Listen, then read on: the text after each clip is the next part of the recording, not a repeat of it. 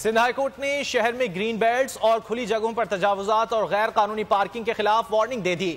अदालत ने सोराबकोट में गैर कानूनी पार्किंग के खिलाफ केस की समाअत करते हुए कहा कि शहर में किसी भी ग्रीन बेल्ट, फुटपाथ और सर्विस रोड पर तजावुजात को बर्दाश्त नहीं किया जाएगा। जस्टिस नदीम अख्तर ने इस्तफसार किया कि शहर में बस स्टैंड्स की इजाजत किसने दी। उन्होंने कहा कि जब शहर से बाहर टर्मिनल बना है तो गाड़ियां शहर में क्यों दाखिल हो रही हैं। अदालत ने दलाइल सुनने के बाद तजावुजात के खात्मे को यकीनी बनाने का हुक्म देते हुए कहा कि इस हवाले से तफसीली हुक्म जारी किया जाएगा।